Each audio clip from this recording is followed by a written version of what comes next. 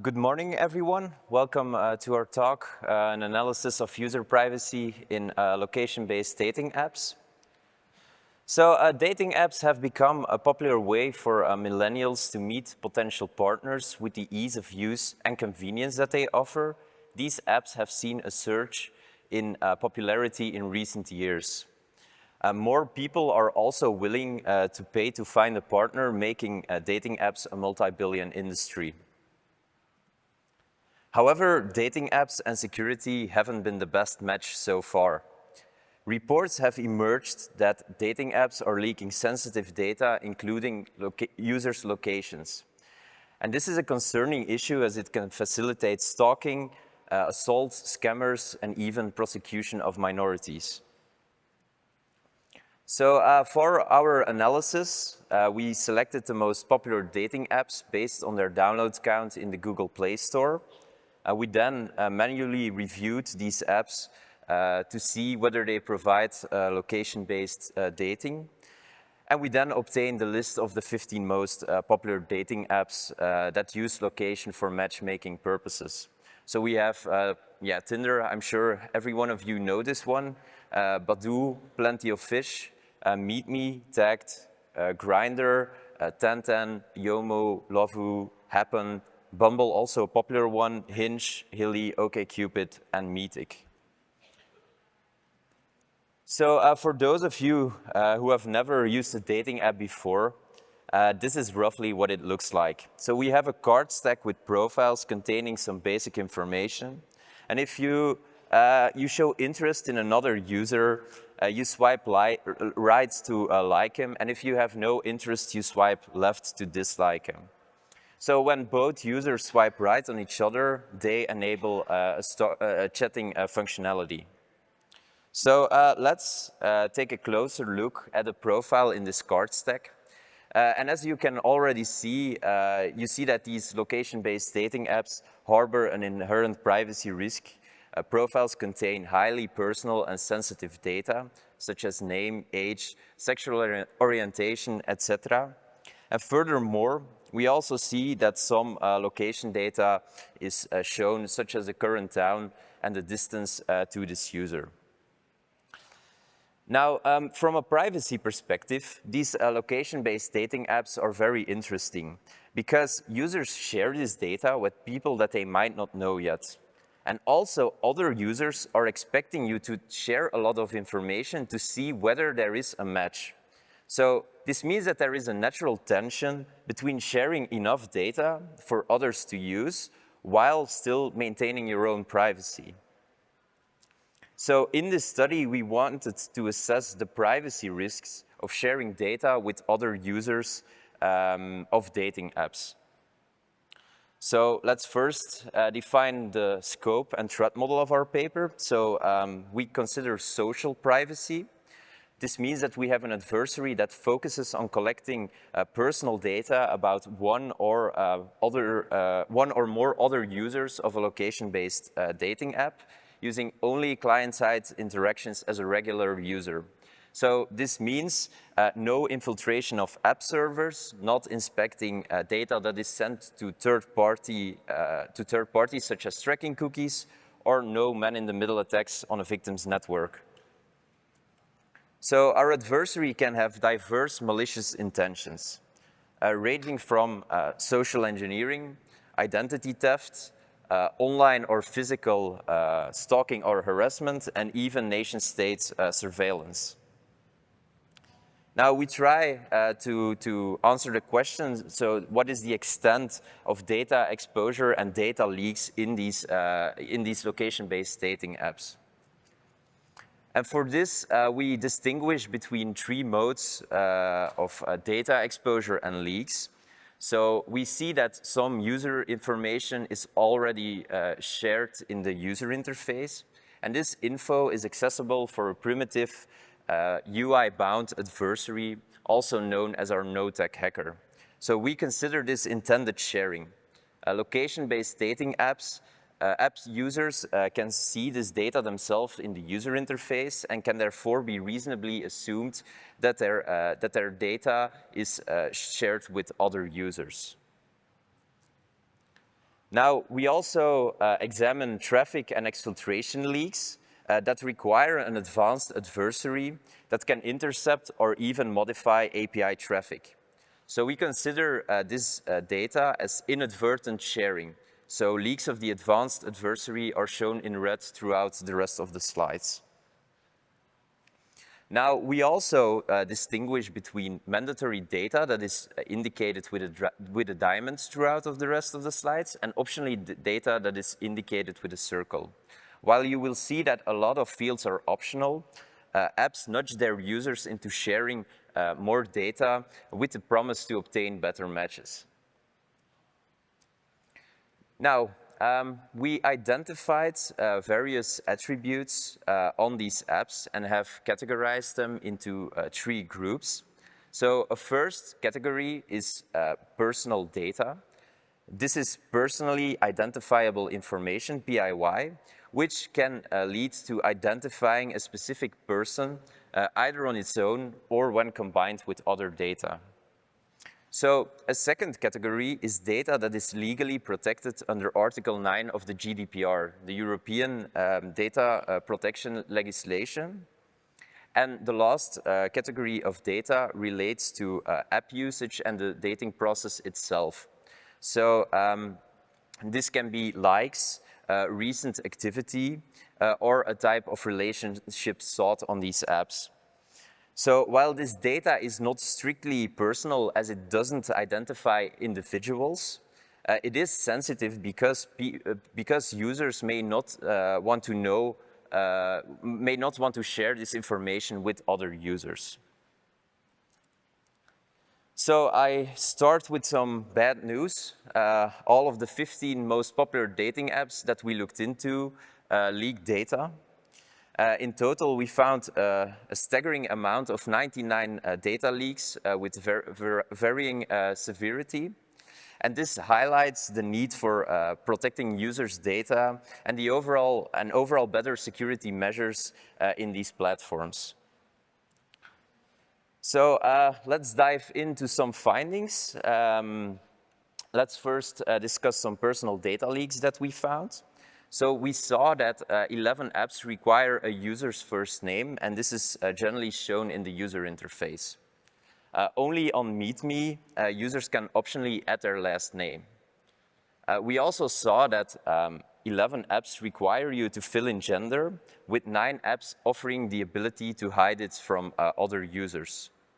However, as you can see, it is always leaked in API traffic. Other interesting findings here include tag leaking the date of birth in API traffic, and Badoo leaking the hidden relationship status of other users. Also, Hilly leaked Instagram handles of other users.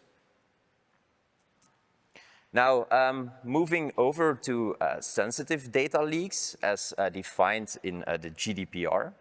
So we have 8 apps that allow you to fill in your ethnicity. Some ask for political opinions or religious beliefs. And dating apps also allow you to share health data. So Tinder, MeetMe, Hilly, and Hinge encourage users to share their vaccination status. And Grindr allows you to share your HIV status. Now, this is an example of how Badoo leaks health data through their API. So we are not allowed to see this data because our profile is not complete enough or the other user chose to hide this info from us. We also saw that Yamo leaks the same attributes in API traffic. Badoo, Plenty of Fish, MeetMe, and OkCupid leak the mandatory sexual orientation in API traffic. Now, moving over to the app usage data leaks. So we observed that 12 apps leak before swiping if another user has liked you or not. 5 apps leak whether another user disliked you before swiping. And Badoo and Tenten leak your popularity score in API traffic. I would suggest to not look at it because it's bad for your ego. The online status of users is usually shown in user interface with exact timestamps often leaked in API traffic. 4 platforms even leak the creation timestamp of an account. Now, we were also able to exfiltrate search filters of other users on Bumble by altering the so-called projections fields on the user API endpoints. So these projections fields, they allow you to query for user fields. However, there is no server-side check or access control to see if you are authorized to see these. We also found that 4 apps, including Tinder, allowed you to query for new matches, even when your account was banned or paused. Now, moving over to location data leaks, a severe category of leaks, I would say. So we saw that 10 of the apps show the city of the recent location of another user in the user interface. And a grinder allows you to hide the distance to another user. However, it can be exfiltrated using a leaky endpoint. By varying the numerical search after distance parameter, the exact distance to another user can be leaked using a Sybil account. Now, 1010 even leaks the exact coordinates of matches in API traffic, and the exact location of 5 other apps could be exfiltrated using different types of trilateration attacks. So a first type of trilateration is exact distance trilateration. So in this scenario, the app exposes the exact distance to a victim. So this means that an attacker can spoof its location, obtain the exact distance to a victim, and with this victim, the attacker is able to construct a circle. Now, if the attacker spoofs 2 other random locations and repeats this exact procedure, the intersection point of the 3 circles will reveal the precise location of our victim. Now, we should note here so we found that Grindr is vulnerable to this form of trilateration. But we should note here that Grindr rounds the coordinates of a user up to 3 decimal places before sending it to their servers, which limits the location accuracy to approximately 100 meters. However, we believe that an uncertainty of 100 meters is still insufficient to guarantee users' privacy, especially in sparsely populated areas. Now, in response to exact trilaterations, exact trilateration services generalized distances, so rounded the distances to an integer value. And this, however, this is not a solution, as I will demonstrate. So an adversary can still spoof its location and obtain a rounded distance. And by gradually shifting until this rounded distance flips, the attacker will be able to obtain the rounding point. And with this rounding point, the attacker will be able to construct a circle.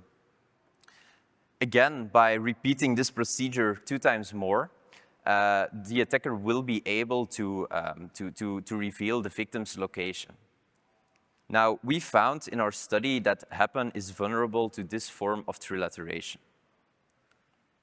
Now, a last form of trilateration is trilateration using a proximity oracle.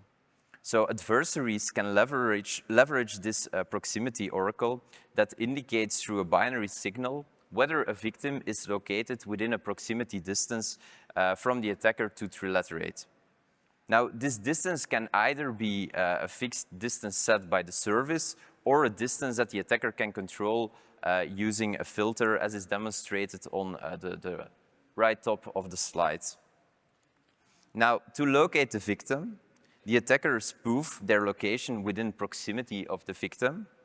And next, the adversary will gradually shift its location in a random direction. And after each shift, the attacker will query the oracle. And when the oracle responds negatively to the proximity question, the adversary knows that the victim is located at exactly this proximity distance. Again, repeating this procedure 2 times more will yield the location of our victim. So we found that Badoo, Bumble, Hinge, and Hilly were vulnerable to this form of trilateration. But after we disclosed our findings, they were quick to resolve this type of attack. So the vulnerability is gone now. So with this, I will give the floor to my colleague Victor, who will tell you a bit more about privacy policies of these location-based dating apps and which lessons can be learned from these privacy issues. Yes.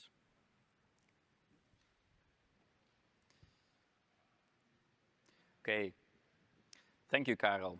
So indeed, Karel just showed you the extent of the data exposure and data leaks that we observed in these apps. And one enabler for the malicious intentions of the adversary is also the account creation process. Because to be able to browse the profiles and gather personal data of other users, in basically all the apps, the adversary does need an account to actually access the service and get the data. However, having this requirement for an account can actually expose the adversary. On the one hand, the adversary can be exposed to, let's say, the platform, because, of course, they have to provide some data to the platform to complete the registration process. And indirectly, this could even be used, for example, by law enforcement, who can compel the platform into giving up this personal data to them in cases such as stalking or harassment. So the adversary has a motivation to stay anonymous on these platforms. They want to make sure that, that whatever data they have to provide is not enough for a service or law enforcement to actually identify who they are. On the other hand, the adversary might also want to remain hidden from other users. If they are targeting maybe a specific user, a former love interest or someone like that, they might want to avoid that other users who are also browsing through profiles come across their profile and actually know that this adversary is also looking at users on this platform. So here as well, adversaries might want to avoid giving up enough information in the profile such that other users are not aware that they are on there. So we asked ourselves the question, how easy and how stealthily can an adversary gather data on this platform, on these platforms? Is it possible to create accounts in bulk to make the process of collecting data much more easy? Or is it possible to really remain stealthy to avoid giving up information while gathering this data? So we had a look at what security measures are in place on these apps to protect account creation and to avoid these scenarios.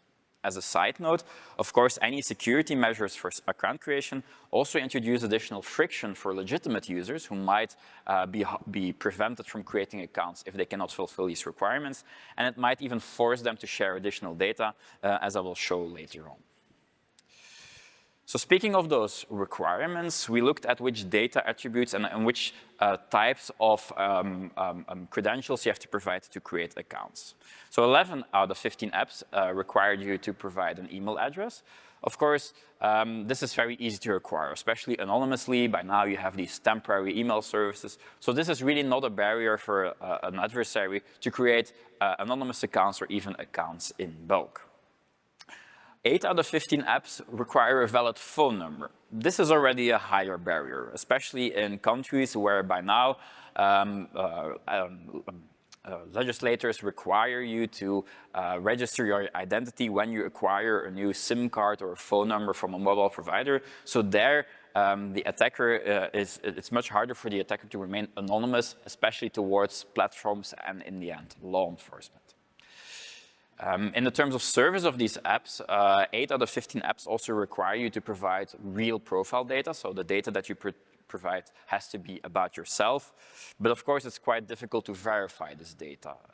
Unless they require, let's say, an identity document, it's impossible for these apps to really know whether the name or the employment or whatever that you're providing is actually representing who you are.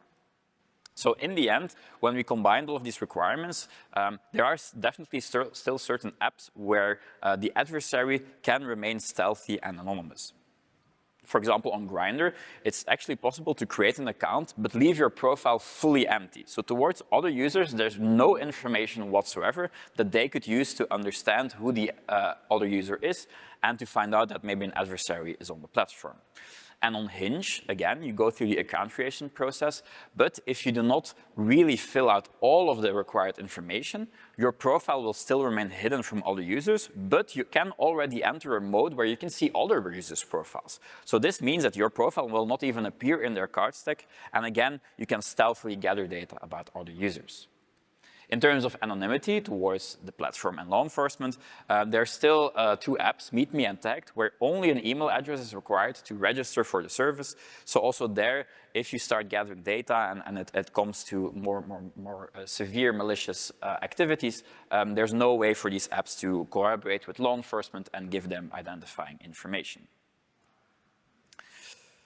What these apps also tend to require during account creation is photographs. So the profile contains a photo of the user, and 12 out of 15 apps require you to upload at least one photo before your profile is complete and you can see other people's profiles. For all of these apps except Tinder, this photo also needs to be of your face, which is also checked through some algorithm. Of course, you can just upload whatever photo you find on the internet. So to increase trust towards other users, 13 out of 15 apps also provide a face verification mechanisms. Now, this is mostly optional. Only on Bumble is it required to go through this process. And this process consists of uploading a photo to your profile and at the same time completing some sort of challenge where the application can verify that it's you who's on that photo. This can be, for example, striking a certain pose that you are given and then doing this live on camera, or holding a piece of paper with a specific code that also, again, verifies that you are who you claim to be. And the way this then results in additional trust is that your profile will then have a badge that says that you are verified, which, as I say, increases trust towards other users.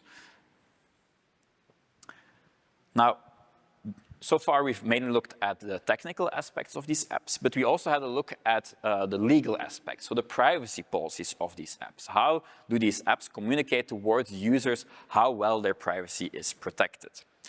Well, in terms of processing data, and especially sensitive data, the legally protected data that we mentioned before, the legal basis here is consent. Now, of course, you all know that when you go through like consent mechanisms like cookie banners or agreeing to terms of service, it's not always clear that what you're actually sharing, but still this is what these apps rely on to share and process sensitive data.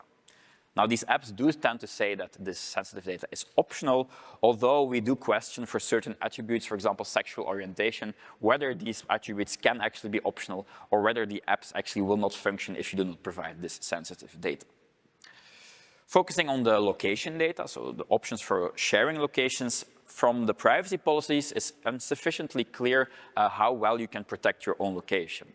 And when we actually did a technical analysis of the apps, we saw that 12 out of the 15 apps actually work well without you giving the exact location permission provided by the mobile OS. So even if you do not let your OS give an exact GPS location to these apps, still you can browse profiles and other people can see you.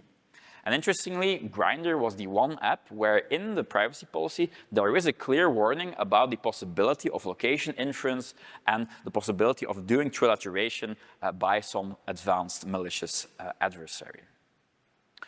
Some apps also allow you to partially hide your profile, so select certain attributes that you do not want to be shown to others. We already showed that this kind of reciprocity actually tends to fail in practice when you also look at the API traffic, but at least in the UI, these attributes tend to be hidden. But what we also observed is that this partial hiding of profiles may sometimes require a paid subscription. And this was not the only example where apps force you to pay to achieve better privacy on these apps. So this also shows that these apps see privacy almost as like part of their business model and otherwise force you to share more data with other users. And finally, generally, when we looked at these privacy policies and the postures of these apps, the burden to protect your personal data, it's really shifted to the users. For example, in these policies, 7 apps warn that users should not be sharing very sensitive personal data with other users. They will sometimes even list certain attributes that you must not share, for example, in your free text biography.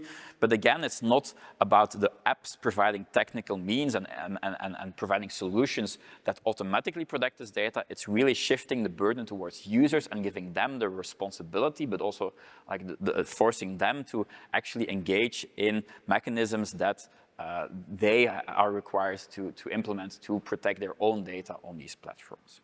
And this leads again to this slight tension between how these apps work and what they want to do, and still being able to maintain users' privacy.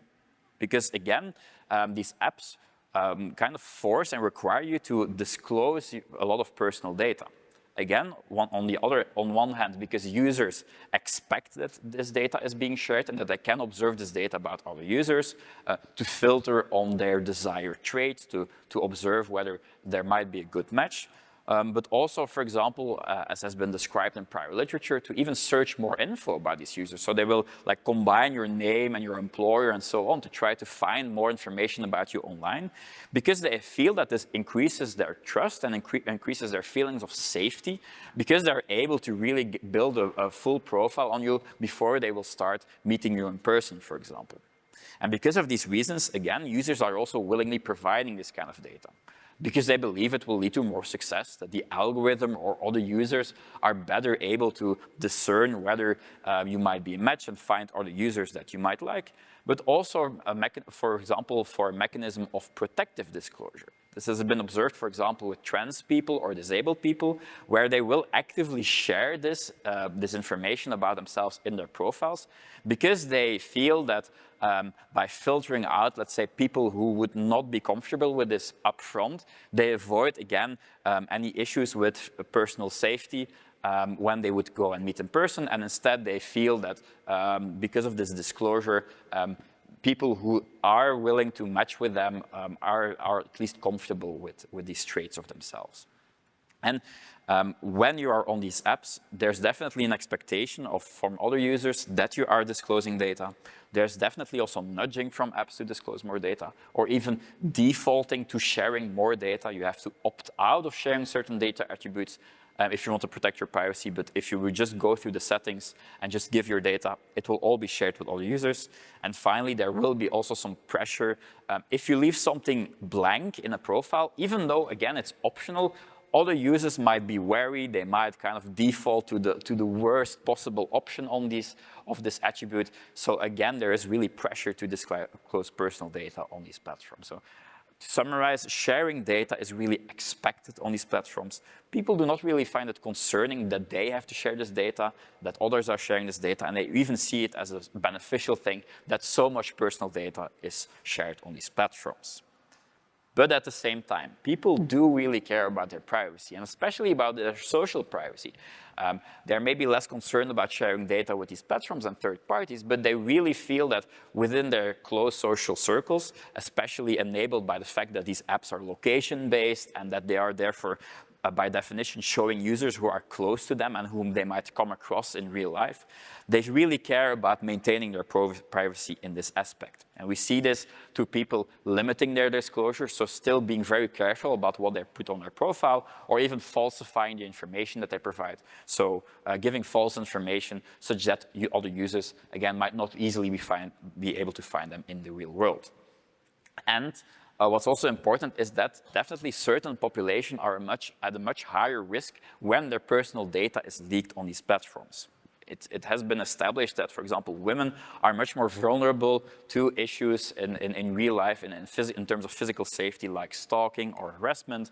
Or, for example, for LGBTQ people, that if they're not out yet, that their presence on these apps, which is basically just the binary attribute, and this can already be revealing a lot of personal sensitive data, and that this is actually overstepping their boundaries in terms of privacy. Or even in certain nation states where prosecution of these users is being done just by looking at these apps and finding out which users are on there. So online dating is still very much a very sensitive context, a very intimate context, where there are genuine risks towards users' privacy. And this leads us to the recommendations that we give towards these apps and towards users in terms of protecting their privacy. On the one hand, it's about control, about choice, about agency. People should be able to decide for themselves how much data they want to share. These apps should avoid nudging users to share data. This is a screenshot from Hinge, where they literally say, the more you share, the better your matches will be. So they really reinforce this aspect of disclosing more data will improve your performance on these apps. But this is, again, dangerous in terms of forcing people to disclose more data. Instead, these apps should be informing users properly about what they are sharing, who they are sharing data with, and the extent of the sharing, and the potential issues that might occur because of them sharing this data. In terms of defaulting, why do these apps not consider hiding profile data by default? Making data sharing opt-in and therefore making it a conscious decision. Make people reflect about what they are sharing on these apps. Or, because of this whole verification process, also giving options to only show profiles to other verified users to increase the likelihood that other users are genuine and to increase this exposure of adversaries in terms of their anonymity and being hidden towards other users. And finally, again, focusing on these locations, these very sensitive location data.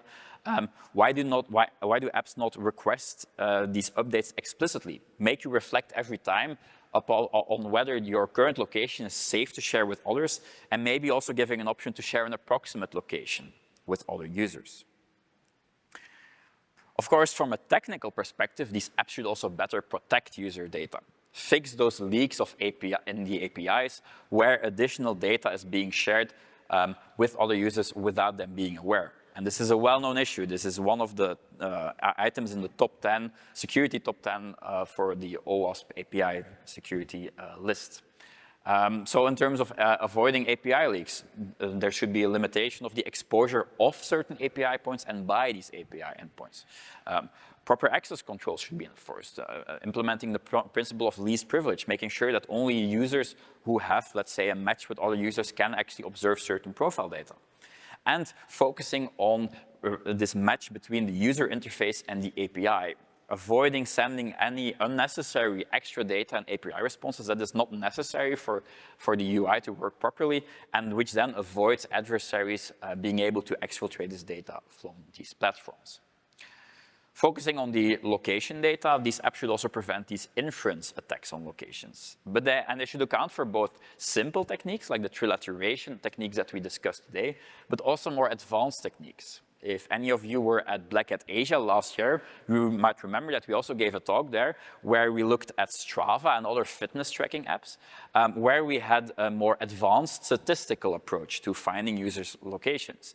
And maybe when these kind of simple techniques are exhausted because of the fixes that have been implemented, it might still be possible to have these more advanced techniques, which are more difficult to identify, but which can be equally powerful in revealing users' exact locations. Luckily, there are solutions. Already some apps deploy techniques such as spatial cloaking or more aggressively rounding coordinates. For example, Tinder deploys this. It's also called grid snapping. So actually users' locations are reduced to an accuracy of about 1 kilometer. So it's not even possible anymore to deploy these techniques because basically all users within a 1 kilometer radius are kind of put together on the same point. Speaking of this accuracy, why do these apps also not consider actually the user needs? Is it actually necessary for users to be aware to a 1 meter precision where other users might be? It might be enough that people are just in the same town and that they are able to meet each other through this way instead of really needing to have this high level of accuracy. And also in terms of this account creation process, these apps should prevent this kind of mass gathering of data by hidden, stealthy attackers, requiring phone numbers, verifying faces, rate limiting requests. It was quite easy for us to circumvent, for example, client-side signatures to be able to generate new requests. Although one could wonder whether this is not just annoying the adversary and does not actually prevent them from really targeting someone and getting their personal data. And again, you're also increasing friction for legitimate users at the same time. And finally, one really holistic way of improving user privacy is just avoiding having their data in the first place, a concept also called data minimization. And one very interesting example here is Tinder, the most popular app on the Play Store, which actually has very few sensitive data fields. You cannot input health data, you cannot input your political orientation, religious orientation, and so on. Yet, it's very popular, people like it, people are on there. Similarly, also for locations, they deploy this technique of rounding coordinates. So even though distances are accurate up to only 1 kilometer, people still use this app and appreciate it. So it might not always be necessary to collect so much data. And if you do not have the data, even though your app might be really vulnerable, there's just nothing to leak, and you will avoid these kind of privacy issues. A few final notes on our disclosure. Of course, when we found out about these vulnerabilities, we disclosed them responsibly to the apps. 12 out of the 15 apps acknowledged that they received our findings, and 9 of them actually engaged in substantial discussion with us, asked us to explain those vulnerabilities, to show where the vulnerabilities lie, and they even indicated towards us that they also deployed fixes. As Karel also already mentioned, those location leaks have been fixed, so unfortunately you will not be able to find the locations of the users on these apps that easily. And an interesting insight that we also got through this process, and actually also this process that I mentioned for the fitness apps, is that it really kind of matters how you represent or present these issues to these apps in terms of their urgency and their motivation to fix these. Because if you position it as a privacy leak, and if you start engaging in this kind of discussion about whether something is sensitive and whether it should be protected, it's not always obvious for these apps that they should be fixing something. But if you can position it as a security vulnerability, like a bug in the access control, something that's not properly filtered, the API having hidden parameters that leak more information, then suddenly they start getting into action and actually trying to fix these things. So that's somewhat unfortunate, but on the other hand, it gives a venue to also think about protecting privacy, but having to position it as a security vulnerability. Because one interesting quote from a press release, so this is public information, is actually that one of the apps literally said that as for the data in the API responses, it's not private information. So sometimes these apps do not even consider that maybe APIs are leaky and that this might be a privacy breach. They feel that if you share this data, that it can go out in the world. So that brings me to the conclusion of this presentation. So we looked at location-based dating apps. They're very interesting in terms of their sensitive privacy context. People are sharing very personal, sensitive data. They feel compelled to do so, to get better matches, to filter out other users. But at the same time, they do care about their social privacy, and they want that social privacy to be maintained. So we had a look at what data is being exposed on these apps. We see that this can vary quite significantly between apps, and some apps really force you to share a lot more data with other users. And unfortunately, we also saw that all of the apps have at least some way of leaking data, revealing hidden data of other users, and even allowing sometimes to infer exact locations. What is the culprit here? Those APIs who are leaking data, who are sending data that is not shown in the UI. They're an important cause of these privacy breaches. And in terms of the burden to protect privacy, it's really put on the users. Privacy policies also fall short. So this shows that we need to have the kind of technical audits that we did, looking at the user interface, comparing it with the API to see, to observe whether there are any privacy breaches that might be leaking people's personal data. And if you haven't been paying attention for the last 40 minutes, these are the 3 things we really want you to take away. A, think beyond the typical hacker. We are not hacking into these servers, we're not infiltrating them, we're not breaching anything on those servers, we're just observing API traffic and the data just flows to us without us having to do anything. Why is this? Because of those APIs who are leaky, those really should be hardened. It's really important to assess which information is being sent along in those API requests. And one way to kind of reduce the potential or the impact of any vulnerabilities that might be existing is to minimize the data that you're collecting. Again, even if your app is vulnerable, if you do not have the data, you cannot leak it, and we already see that even popular apps do not really need a lot of data to be popular. So with that, we'd like to thank you for listening. Here are some contact details and also a link to the, or a QR code for the full white paper. And if you'd like to ask us some more questions, we'll be in the rep room, Mandalay Bay B.